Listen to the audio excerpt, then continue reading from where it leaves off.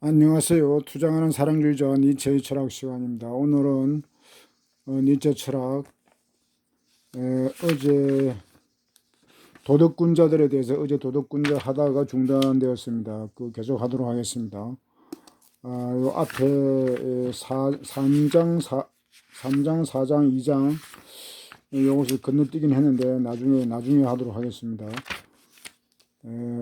어제 거대들의 자기일 뿐, 낯선 것이거나 껍데기거나 걸치고 있는 외투와 같은 것이 아니라는 것, 도덕군자들이 이것이 그대 영혼의 밑바닥으로부터 나오는 진리이다. 어제 이제 그 초인의 도덕에 대해서 어머니의 어떤 그런 모성애, 그리고 이제 꺼져가는 별, 죽은 별, 그리고 이제 그 영혼핵이 둥근 고린 이런 얘기를 했고, 이제 오늘은 이 초인의 덕이라고 하는 것이 이제 자기라는 겁니다. 이 자기라는 게 인간이죠. 그러니까 인간 자기. 이대로 이렇게 하면 이해하기가 좀 어려운데, 덕은 도덕이고, 이 자기를 인간으로 이렇게 바꾸면은 도덕이 곧 인간이라는 것입니다. 도덕 인간. 우리는 도덕과 인간을 이렇게 직접 거의 동의어로 이렇게는 상상을 못 하는데, 사실 철학적으로는 도덕과 인간은 거의 동의어에 가깝습니다. 이 도덕이라는 것은 철학에서는 정신이라는 그런 의미도 있거든요. 영어에서 모랄, 이런 서구에서는 모랄 그러면 정신적인 그런 의미도 있는 것입니다. 그래서 이제 인간은 곧 또 정신이기 때문에 도덕, 정신, 인간, 이 인간은 여기다 하나 연결고리로 하나라고 할 수 있는 것입니다. 그러니까 인간의 본질이 곧 도덕이고, 도덕이 없는 인간은 상상할 수 없는 것이죠. 인간의 본질에 대해서는 여러 가지 정의가 있습니다만은 이성적이니 노동하는 인간이니 놀이하는 인간이니 놀이하는 인간이 니체가 좀 강조하는 부분입니다. 여러 가지 인간 본질에 대한 어떤 설명이 있습니다만, 여기에 만일에 도덕이라고 하는 것이 빠져버리면 인간이 설명이 되지 않죠. 인간의 어떤 핵심적인 본질은 도덕을 떠나서는 성립할 수가 없습니다. 그러니까 이것을 또 이제 도덕을, 그래서 이제 인간이라고 할 때는 인격이라고 하는 것을 이제 강조하는데, 인격은 바로 인간의 어떤 본질 또는 인간의 자격, 인간의 품격 그런 뜻인데, 그것이 바로 이제 도덕과 또 연결되죠. 여기는 요즘 국격이라는 말도 하는데, 그 국격이라고 하는 그것도 이제 어떤 국가의 품격 그런 의미이기 때문에 이 격이라고 하는 것이 그 어떤 정신적인 그런 면, 그러니까 도덕에서 이제 파생된 도덕과 연결된 어떤 그런 큰 의미가 있는 것이죠. 그러니까 이 도덕이라고 하는 것이 단순히 우리가 이제 학교에서 배운 그런 어떤 수준 낮은 어떤 그런 예절 그런 것이 아니고, 차원 높인 어떤 고차원의 어떤 정신적인 것, 그런 것을 우리가 이해를 해야 되겠습니다. 그런데 요 이제 초인의 도덕이라고 하는 것은 인간 그 자체라는 것입니다. 인간 그 자체. 이제 나의 도덕이라고 했을 때는 그 나 자체가 되는 거예요. 나의 정체성이 되는 거죠. 나의 도덕이 뭐냐, 나의 도덕성이 뭐냐 하면은 그 사람의 정체성이 된다는 것입니다. 정체성하고 바로 연결된다는 것이죠. 우리는 인간이 뭐냐 이렇게 물었을 때 쉽게 답하는 사람도 있겠지만, 사실 그거는 간단한 문제가 아니죠. 철학적으로 인간이 무엇인가 이렇게 물으면은 대답을 안 하는 게 거의 보통 상례입니다. 칸트 같은 경우에도 그런 대철도 인간에 대해서는 딱 부러진 그런 정의를 내린 적이 없습니다. 그렇기 때문에 모른다, 불가지로 이제 이런 것이 유행이 되었는데, 오늘날 철학한다는 자들도 인간에 대해서 모른다고 그러면 도덕도 모르는 것이 되는 것이죠. 인간의 본질이 도덕이기 때문에 인간을 모른다 했을 때는 도덕을 모르는 것인데, 근데 또 여기 이율배반적인 행동을 합니다. 인간이 모른다고 하면서도 학자들, 기자들 이런 것들 다 인간에 대해서 모른다고 합니다. 이건 겸손이 아니라 사실 모르기도 할 것입니다. 모른다고 하면서 도덕에 대해서는 또 다 안다고 이야기하죠. 그럼 요거는 이제 모순이죠. 거짓말하는 거죠. 인간을 모르면 도덕에 대해서도 모른다고 해야 맞는 것입니다. 그러니까 이렇게 도덕에 대해 안다고 하는 것은 도덕에 대해서 제대로 모른다는 것이죠. 하여튼 길게 이야기할 건 없지만, 하여튼 이 초인의 도덕은 인간 그 자체로서 그러면 어떤 것이냐, 인간 그 자체 낯선 것이 되면 안 되죠. 그리고 껍데기면 또 안 되죠. 걸치고 있는 외투가 아니라는 것입니다. 이런 것이 이제 인간의 영혼에서 드러나는 진리다. 니체는 이 도덕이, 낯선 것은 뭐죠? 인간에게 낯선 것, 인간 내가 아닌 것, 그런 것이 낯선 것이죠. 그런 것은 도덕이 아니고 인간적인 것도 아닌 것이고, 껍데기는 당연히 아닌 것이고, 이제 외투라는 말이 이제 조금 이 해석의 여지가 많은데, 도덕이라고 하는 것은 외투다. 그러면은 어떤 외투라는 것은 인간의 어떤 몸을 보호해주는 그런 보호막 같은 그런 거죠. 그런 이 도덕과 법과 도덕이 하는 것이 사실 인간을 억압하는 어떤 그런 감옥의 역할도 하지만 동시에 보호해주는 보호막, 그러니까 온상이죠. 온상과 같은 그런 역할도 하는 것입니다.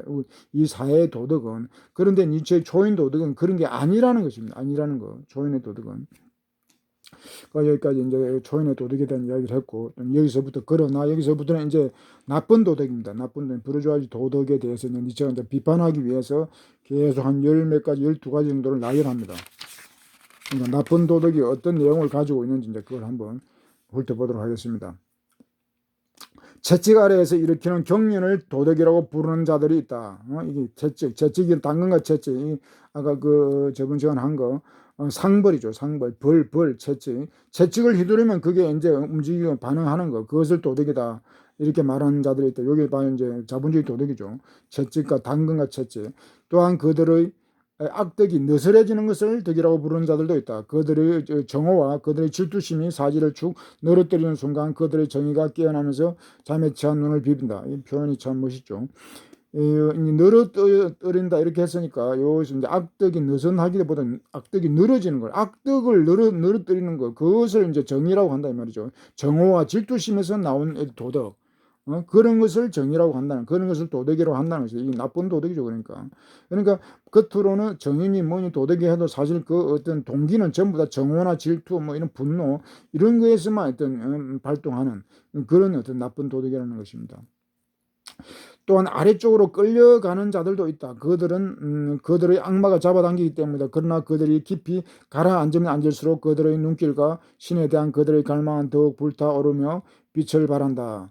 가라앉는다. 이 가라앉는다. 이거 뭐 굴복하는 거죠. 굴복하면서 어떤 여러 가지 삶의 어떤 그런 비표라든가 고통 공포 이런 것부터 이제 인간들은 나약해지면서 가라앉는다. 굴복하는 거죠.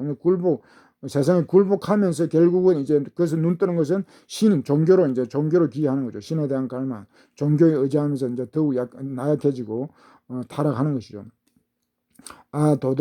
도덕군자 아니고 도덕주의자들이요. 도덕을 내세우는, 도덕주의라는 말도 무조건 나쁘게 보면 안 되겠죠. 도덕주의라는 말도 긍정적, 부정적 의미가 다 있는 거니까 도덕주의라고 해도 안 되겠는데 하여튼 이 도덕군자라는 말을 쓰면 안 되니까 도덕주의자들이요. 나쁜 의미로 이제 이야기하는 겁니다. 여기서 도덕군자라고 하는 것은. 근데 군자라는 말을 나쁘게 쓰면 안 되죠. 그들의 울부짖음이 그대들의 귀에 들려오지 않는가. 내가 아닌 것, 그것이 바로 나의 스님의 덕이다. 그러니까 참 도덕은 뭐죠?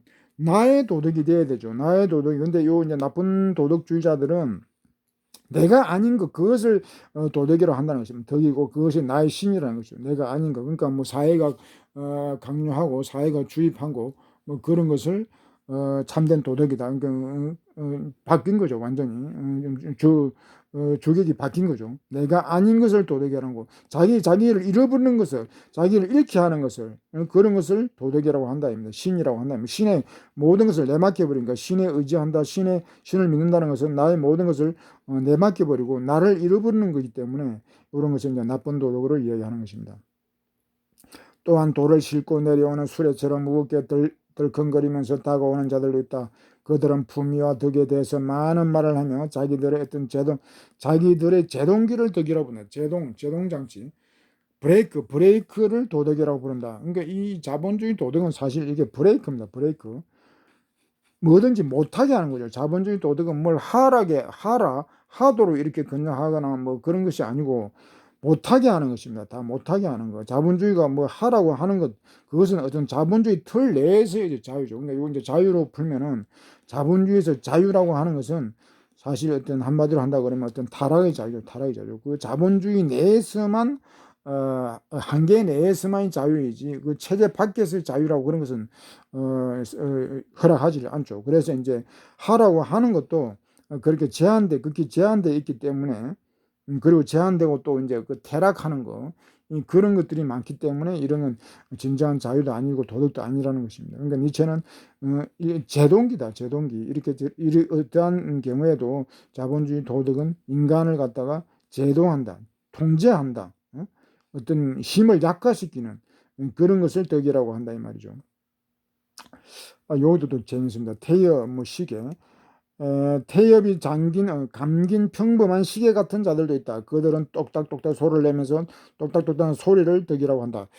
이 이제 시계 비유는 니체가 그 학자들의 그 뒤에 한 적이 있는데, 학자에 대해서 한 적이 있는데, 그 학자들을 이제 시계에 비유한 적이 있습니다. 그러니까 시계는 뭐죠? 요 이제 옛날 시계니까 태엽을 감아주면은 이제 돌아가는 거죠. 이 태엽을 밥을 준다고, 옛날에는 밥을 준다고 그러는데, 시계 밥을 안 주면 시계가 돌아가지 않습니다. 그 태엽을 감아주면은 이제 그 시계가 돌아가는 거죠. 그러니까 학자들도 뭔가 이렇게 자극이 있고 주입이 되고 해야만이 그 뭐 출력이 되고 하는 것이, 자극이 없거나 이러면 외부에서 어떤 그런 어떤 힘이 작동하지 않으면 스스로 작동하지 못한다는 것입니다. 학자들이 아무리 뭐 지식을 많이 가지고 있다 해도, 그러니까 기계처럼 행동한다는 거죠. 학자들도 기계가 되기 때문에. 그러니까 도덕도 마찬가지죠. 도덕도, 그러니까 요걸 이제 또 다른 말로 한다면 어떤 자판기 도덕이, 자판기 집어넣을 때만 나오는 거, 어떤 자극과 이런 짐승들처럼 자극이 주어지고 했을 때만 반응을 하고 행동을 한다는 것입니다. 자발적으로 하는 것이 아니고. 도덕이라는 것은 뭐 자율성 그러고 뭐 그러는데, 뭐 법은 타율성이고 타율적이고 뭐 그런 얘기를 하죠. 그런데 니체는 이 자본주의에서 도덕이라는 것은 그런 시계 태엽과 같다, 시계하고 같다.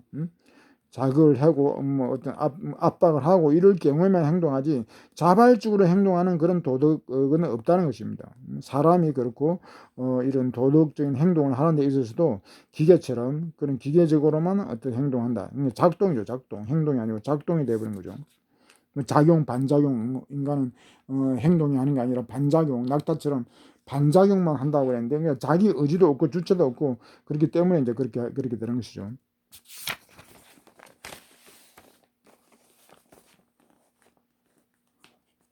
참으로 나는 이러한 자들을 대하면 마음이 즐거워진다. 이러한 시계를 발견하면 나는 조롱하며 그 태엽을 감아주리라. 그러면 그 시계는 계속해서 오그러라. 그러니까 뭐 이제 시계니까 그 뭐 시계처럼 그렇게 행동하니까 그 조롱하기 딱 좋죠. 그냥 감아주면 돌아가고, 안 감아주면 또 안 돌아가고, 뭐 그러니까 조롱하기 딱 좋다 이 말이죠. 그리고 어떤 자들은 한 줌의 정의를 내세우면서 정의로 말미암아 만물에 해악을 끼친다. 그리하여 세계는 그들의 불의에 빠져 익사한다. 이제 만물이라는 말, 철학에서 이 만물, 영어로는 이제 everything인데, everything, 이 만물이라고 하는 것은 물건에만 하는 것이 아니고, 인간, 뭐 생물, 뭐 이런 생물 할 때도 그 물이라고 그러죠. 그 모든 생명체든 뭐 무생물이든 뭐든 존재하는, 세상에 존재하는 모든 것, 사건, 사태 뭐 이런 것까지, 뭐 존재하는 모든 거, 뭐 구상적인, 구체적이든 뭐 추상적이든 하여튼 뭐 보이든 보이지 않든 하여튼 존재한다고 하는 모든 것이 이제 만물입니다. 그러니까 여기서 이제 도덕이라고 하면서 만물에다 해악을 끼치는, 세상 존재하는 모든 것, 인간이든 뭐 동물이든 뭐 어떤 가치든 모든 것에 해악을 끼치는데, 그게 이제 정의라는 이름으로 그렇게 된다는 것입니다. 이 부르주아지들은 항상 정의라는 이름을 내걸면서 정의, 도덕 이런 것을 당당하게 내걸면서 이렇게 악을 행하는 거죠. 그러니까 악을 뭐 요즘 그전에는 뭐 뻔뻔스럽게 그냥 대놓고 악을 행하기도 했지만은, 그전에 독재자들은 뭐 대놓고 그냥 악을 행하고 그랬는데, 뭐 그렇게도 하고 또 이제 이렇게 드러내 정의라는 이름으로 그런 속이면서 이렇게 해악을 끼친다는 것입니다. 불의에 빠져서. 그래서 이제 그렇게 이렇게 정의라는 이름으로 세상은 불의 속에서 이제 세상이 다 이제 망한다 이 말이죠. 익사한다. 세상이 다 익사하게 한다 이 말이에요. 그러니까 도덕을 가지고 니체는 이렇게 도덕을 자꾸 강조하는 이유는, 세상을 다 망친다. 세계를 다 익사하게 한다. 세계를 다 망친다는 겁니다. 이게 인간을 다 죽인다는 것이죠. 그러니까 이 도덕이라는 것이 이게 간단한 문제가 아닙니다. 이 도덕은 이렇게 무서운 겁니다. 세계를 다 익사하게 만든다. 불의에 빠져서 익사하게 다 몰살시킨다 이 말이죠. 이 도덕, 이것이 이렇게 중요한 것입니다. 니체의 철학을 도덕 철학이라고 그러는데, 이 세계화와도 관련이 되는 것입니다. 세계의 존망에 관련된 것이 바로 도덕입니다. 그러니까 우리는 이 도덕에 대해서 우리가 너무 쉽게만 알고 있는데, 이제 그걸 좀 교정을 하고, 인간 그 자체, 도덕이라는 것은 인간 어떤 그런 본질적인 문제와 직결되는 것이 바로 도덕이다. 인간 그 자체라고도 할 수 있을 정도로 그러니까 여기서 인간은, 철학에서 인간이라고 할 때도 인류입니다. 인류 전체의 운명과 관련된 그런 것이기 때문에 이 도덕 정의라는 것을 우리가 다시 한번 곰곰이 생각을 하고 철학을 해야 됩니다. 이 니체 철학을 다 해도 도덕에 대해서는 뭐 다 안다고 하기 어려울 정도로 그렇게 아주 무궁무진하죠. 인간이라고 하는 것이 어떤 심령이 무궁무진하듯이 도덕도 마찬가지. 인간만큼이나 도덕도 어렵고 아주 심오한 것입니다. 그들의 입에서 덕이라는 말이 나올 때면은 얼마나 불쾌한가. 그들이 나는 정의롭다라고 말하면 내게는 언제나 나는 복수했다는 말처럼 들린다. 그들은 그들의 덕을 가지고 적의 눈을 후벼파려 한다. 그리고 그들이 자신을 높이는 것은 오직 다른 사람을 낮추기 위해서다. 이 정의라는 말하고 복수라는 말이 이제 이 도구에서는 이 밑에 나오죠. 이제 밑에 나오죠. 도구 뭐 게레 하트와 뭐 게레 하트 발음이 비슷하고 스펠도 비슷하기 때문에 도구에서는 정의와 복수가 거의 뭐 이렇게 같이 연결이 됩니다. 연동이 됩니다. 그래서 니체는 정의롭다라는 말이 꼭 복수한다, 해악을 끼치겠다 그런 말로 이해된다는 것입니다. 참 재밌죠. 이런 언어 이렇게 이제 하면은 이해가 쉽죠. 정의라는 말이 복수라는 말하고도 바로 이렇게 닿아 있다는 거. 발음이 비슷하죠. 저게 그 정의라는 이름으로 저게 눈을 후려판다 이 말이죠. 그리고 이제 그들이 자신을 높이는 것은 오직 다른 사람을 낮추기 위해서다. 다른 사람을 무시하기 위해서 자신을 높인다. 근데 자신을 높이는 것이 이제 다뭐 자긍심 이런 것은 필요하죠. 스스로 높이고 이제 그런 것은 필요한데 그것이 어떤 목적이 다른 사람을 갖다 무시하고 낮추기 위해서 깔아 뭉개기 위해서 이제 그렇게 한다는 것입니다. 요런 도덕주의자들은. 그리고 또 그들의 늪에 앉아서 갈대 사이로 이렇게 말하는 자들도 있다. 계속 지금 나옵니다. 7번째. 계속 나쁜 자본주의 도덕에 대해서 얘기합니다. 그것은 아직도 말없이 늪에 앉아 있다. 우리는 아무도 물지 않으면 또 물려고 덤비는 자는 피한다. 그리고 만사에 있어서 우리는 다른 사람이 내놓는 의견을 따른다. 이 늪이라고 하는 거, 이 니체는 이 현대 문명 자체, 도시 자체, 이걸 늪이라고 합니다. 현대 니체는 도시 문명 그 전에 한 것 같은데 이 도시 문명, 도시 자체가 늪입니다. 늪. 그러니까 늪이라는 뭐죠? 그게 빠지면 헤어나올 수가 없죠. 늪이라고 하는 것은 그 빠지면 헤어나올 수가 없는데, 근데 그 늪에 이제 늪이 도시니까 도덕도 당연히 이제 늪이 되는 거죠. 이 자본주의 도덕에 빠지면은 그 늪에 덕은 그것은 아직도 말하지 늪에 앉아 있다. 늪에 빠진 늪에 있다 이 말이죠. 앉아 있다보다 도덕과 하여튼 도덕은 인간을 항상 따라가는 거니까 인간 그 자체가 도덕의 해서니까 인간 사회가 늪이라면 그 도덕도 늪인 것입니다. 그래서 우리는 도덕에 빠지면 자본주의 도덕에 빠지면은 그 늪에 빠지면은 쉽게 헤어나올 수 없는 뭐 죽음으로 가는 어떤 그런 악몽을 우리는 겪을 수밖에 없다 그런 내용인데 하여튼 이 무시무시한 거죠. 이 도덕이라는 것이 이 늪이라는 이런 비유로 입장을 하고 있습니다. 끔찍한 것입니다. 사실 이거는. 그리고 몸짓을 좋아하면서 덕을 일종의 몸짓이라고 생각하는 자들도 있다. 몸짓, 제스처죠. 제스처를 하면서 그것을 갖다가 일종의 몸짓 덕이라고 한다. 뭐 그 말이죠. 그들의 무릎은 언제나 기도를 드리고 그들의 손은 덕을 찬양하고 있으나 그들의 가슴은 거기에 대해서 아무것도 모른다. 그 뭐 무릎을 꿇고 기도를 하고 해도 이제 마음은 딴 생각을 하는 거죠. 뭐 사리사욕 때문에 뭐 이 기도를 하고 이제 그렇다는 것입니다. 그리고 덕은 꼭 있어야 하는 것이다라고 말하는 것을 덕이라고 여기는, 덕은 꼭 있어야 하는 것이라고 말하는 것을 덕이라고 말하는 자들이 있다. 덕은 꼭 있어야 한다. 꼭 여기 이제 꼭이 중요하죠. 있어야 한다. 이제 존재 뭐 당이 뭐 그러니까 요 말은 이제 존재 당이 이제 독일에서 존재 다인 자인 졸렌 뭐 그런 말을 하는데 꼭 있어야 한다. 그러니까 꼭 해야 한다. 이제 그런 말로도 이제 바꿀 수 있습니다. 그러니까 반드시 절대적으로 뭐 도덕이 있어야 된다. 그거는 절대적인 것이다. 의무 뭐 해야 한다 이러면 또 의무가 되는 거죠. 반드시 해야 한다. 뭐 그런 것을 이제 도덕을 하는데 이제 여기서 또 다른 얘기죠. 하는데 그러나 그들이 믿는 것은 경찰이 꼭 있어야 한다는 뜻이다. 그러니까 뭐 반드시 해야 한다, 반드시 있어야 한다, 뭐 의무, 뭐 당위 이런 것을 강조하면서 이제 의무, 당위 이런 건 또 카운트입니다. 니체가 이 도덕을 비판할 때 가장 그 겨냥하는 것이 바로 칸트입니다. 칸트는 우리가 학교에서는 대단한 인물로 그렇게 알고 있지만 니체에게는 아주 그 도덕의 어떤 그런 적수라고 할 수 있습니다. 도덕의 원수라고도 할 수 있습니다. 그래서 물론 칸트가 뭐 위대한 거는 사실입니다만 하여튼 니체가 볼 때는 거의 뭐 적에 가깝습니다. 적. 경찰 그 당위 의무 뭐 이런 걸 이야기하면서 그것이 이제 자발적 도덕이 먼저 자율적이고 자발적인 것이 그게 이제 중심이 돼야 되는데 경찰의 힘으로 그렇게 도덕을 갖다 관철시킨다는 것입니다. 경찰이 있어야 된다 이 말은. 이 말이 지금 실감 나죠. 지금 우리 현대인들 한국인들은 뭐 가정 문제도 지금 다 경찰을 부릅니다. 학교 애들도 학교에서 무슨 일이 벌어지면 경찰에 서성을 신고하고 별짓을 다 하죠.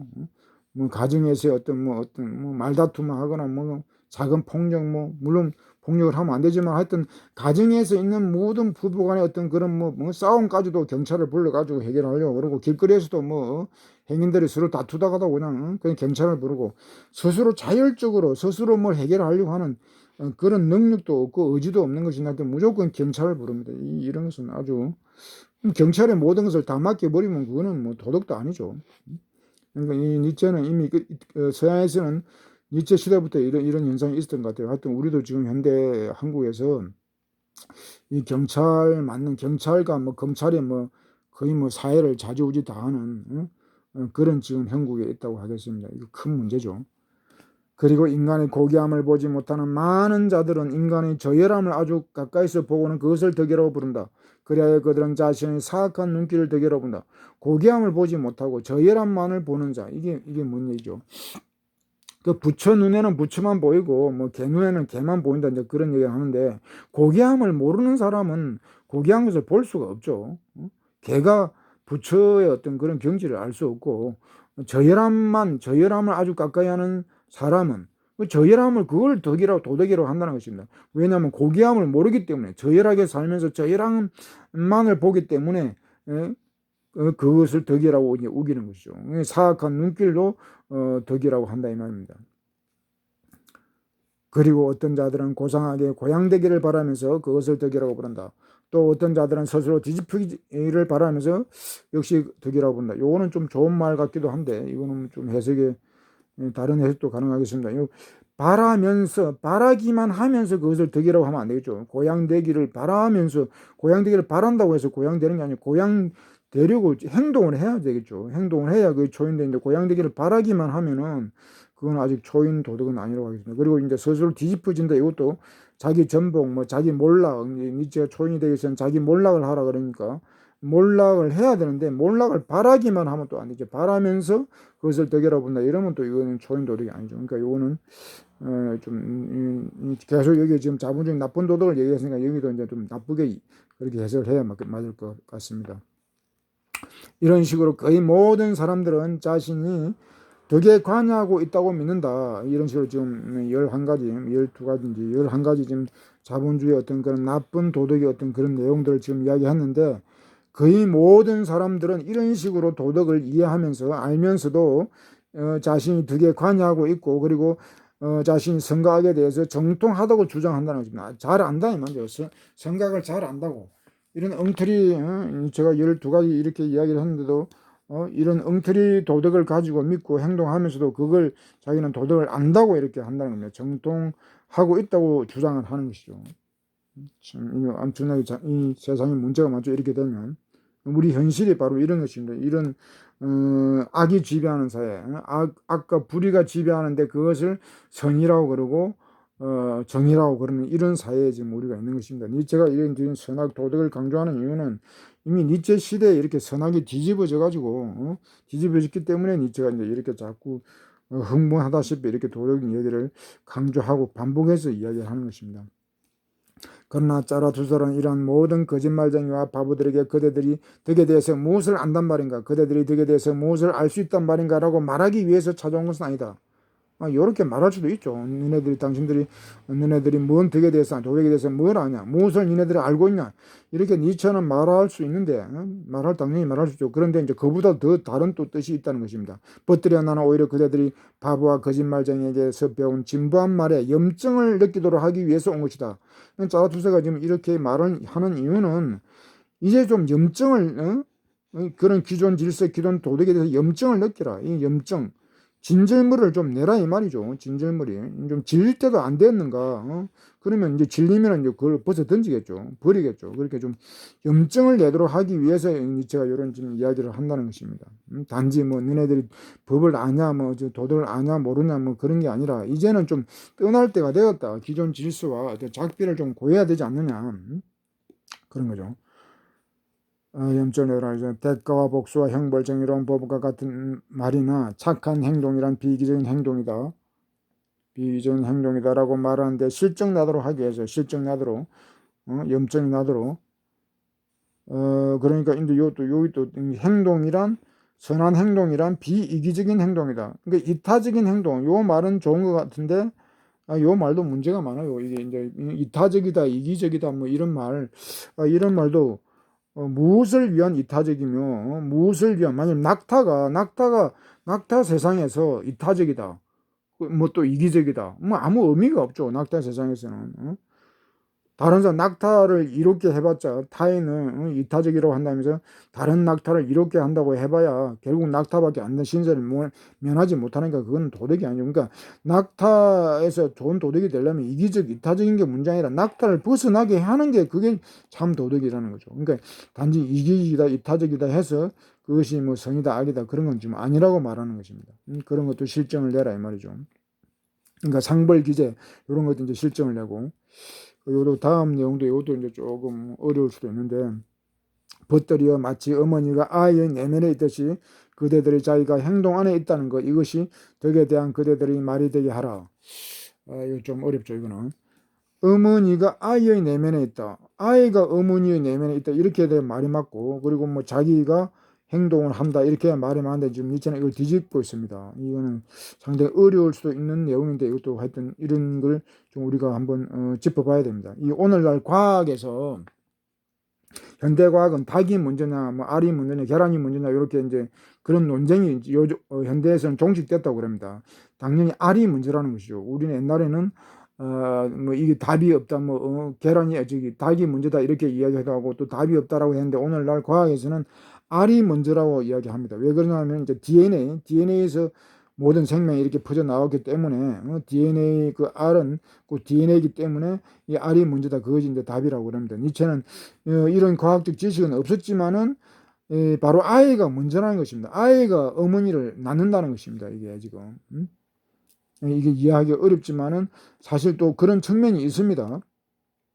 아이의 어머니가 아이를 낳았지만은 사실 어머니의 삶은 아이에 종속되는 부분 그런 들이 있고 삶에서도 그런 부분들이 있기 때문에 요 말이 아주 틀린 것은 아닙니다. 그러니까 저는 일단 이 이야기를 함으로써 우리가 생각하는 어떤 그런 그 사고들이 뭔가 문제가 있다는 것을 우리가 그걸 이제 여기서 깨달으면 되겠죠. 그리고 이제 우리 사람이 먼저 있고 행동을 하는 것이 아니고 행동이 주체와 객체 이런 문제를 니체는 이제 주체도 없고 객체도 없다 뭐 그렇게 하면서 이제 행동이 먼저 있기 때문에 행동이 있어서 자기도 있고 뭐 주체도 있고 객체도 있고 이런 얘기입니다. 이것도 이제 어려운 얘기입니다만 하여튼 우리가 주체적이다 뭐 이런 얘기들이 사실은 복잡한 문제입니다. 왜냐하면 현대 철학에서는 인간은 이성적 동물이다. 뭐 그런 데 대해서 100% 승인하지 않습니다. 그 인간이 이성적 동물이 아니다라고 하는 그런 어떤 주장이 과학에서도 대단히 강력하고 철학도 이제 그것을 상당히 받아들이는 그런 입장이기 때문에 인간이 이성적 존재가 아니라고 한다 그러면은 행동이라는 것이 자기에서 나오는 것이 아니죠. 맹목적인 행동밖에 안 되는 것이죠. 그러니까 반작용 문제 그런 얘기를 하는데 맹목적인 행동일 때는 그거는 이제 이 바뀌는 거죠. 행동이 있고 그 다음에 이제 주체가 있고 뭐 대상이 있고 이제 이렇게 되는 거죠. 이거는 아주 어려운 문제이기 때문에 하여튼 우리가 생각하는 그런 거하고는 다른 주장을 철학에서는 할 수 있다는 거, 그 정도만 알면 되겠습니다. 참으로 나는 그대들에게 100가지의 말과 그대들의 덕이 가장 사랑하는 장난감들을 빼앗았다. 그리하여 그대들 100가지 말과 그러니까 모든 인간들의 모든 어떤 언어의 어떤 그 논리의 어떤 그런 어떤 근거들 이런 것과 그리고 이제 덕의 가장 사랑한 덕의 어떤 덕의 장난감이라고 했으니까 이제 도구죠. 도구 이런 뭐 형벌 기자라든가 뭐 이런 것을 니체가 다 이제 박탈했다, 부셔버렸다 이 말입니다. 부셔버렸다. 그래야 그대들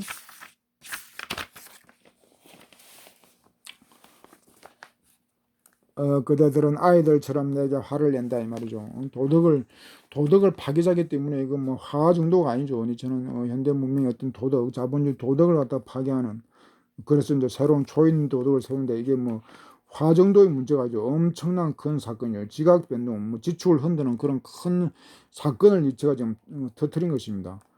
아이들. 그 아이들이 갑자기 이제 결론부에서 나온 이유가, 그 아이는 도덕에서 이제 초연한 존재죠. 도덕에서 아이들, 그러니까 아주 갓난 아이부터 해가지고 아주 어린 아이들은 도덕 이런 관념이 없으니까, 뭐 상벌 이런 것도, 상벌 이런 것부터 자유롭죠. 상벌이라고 하는 것을, 거기에 길들이기 위해서는, 돈의 가치라든가 이런 걸 좀 알아야 되는데, 아이가 아직 뭐 한 서너 살까지는 돈에 대해서 모르니까, 물론 사탕 이런 걸 가지고는 아이를 갖다가 뭐 지배하고 이렇게 순지할 수도 있는 부분이 있지만은, 그래도 아이는 어떤 이런 상물 어떤 기제로부터는 자유로운 그런 분명 모습을 보여줍니다. 아이들은 부모도 마음대로 할 수 없을 정도로 자기 고집이 있고, 또 뭐 하고 싶은 건 하고 하기 싫은 건 안 하는 그런 어떤 자유로운 그런 모습을 가지고 있기 때문에, 제가 이 마지막에 지금 아이 이야기를 하면서 이거 지금 마무리를 하려고 하는 것입니다.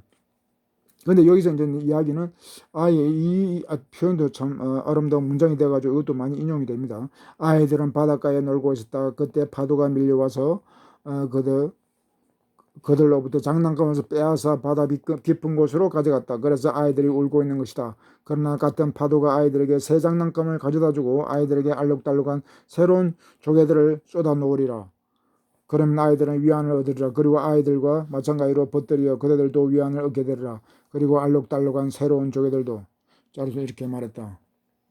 그러니까 이제 아이들은 바닷가에서 잘 놀고 있고, 잘 놀고 뭐 장난감을 만들고 뭐 모래성을 쌓고 뭐 하면서 그러다가 파도가 치고 이제 그걸 다 쓸어 가버리죠. 그러면 아이들 울지만은, 그렇지만 또 이제 또 같은 파도가 아이들에게 새로운 장난감을 가져다 준다는 겁니다. 그러니까 파도가 다 쓸려가도 뭐 아이들이 무슨 뭐 장난감을 가지고 놀다가 그걸 버리고 뭘 만들다가도 그냥 다 내팽개 쳐버리고 이제 그렇게 하는데, 또 새로운 것을 만들 수 있기 때문에, 희망이 있기 때문입니다. 그러니까 니체가 요 얘기하는 것은 도덕을 이렇게 기존 질서를 다 파괴해도 새로운 우리가 도덕을 얼마든지 창조할 수 있기 때문에, 더 좋은 것을 창조할 수 있기 때문에 전혀 그 설파할 것이, 울고 할 것이 없다는 것입니다. 아이들이 울지만은 또 바로 아이들은 또 웃죠. 새로운 놀이, 얼마든지 새로운 알록달록한 새로운 조개들을 또 쏟아놓고 또 가지고 놀 수 있기 때문에, 아이들이 울고 하지만 오히려 더 이제 더 희망에 차서 더 이제 용기를 얻듯이 어른들도 도덕의 파괴에 대해서 뭐 불안하거나 뭐 그렇게 하지 말고, 새로운 어떤 창조에 대한 어떤 그런 위안, 창조에 대한 기쁨, 거기에서 이제 우리가 더 힘을 얻고 또 새로운 어떤 길을 나아가자, 길로 나아가자, 이제 그런 내용으로 이제 결과를 맺습니다. 하여튼 요 문장은 미셸 푸코도 요걸 인용해가지고 그 뭐 유명한 말을 한 게 있습니다. 이제 그 인간의 세계가 이 아이들이 가지고 노는 이런 장난감이 썰려도 나가서 인간의 어떤 그런 모든 문명의 요소들이 다 사라질 위기에 처했다. 뭐 그런 얘기를 푸코가 한 것 같은데, 이 문장에서 이제 미셸 푸코가 원용을 한 것 같습니다. 오늘 끝났습니까?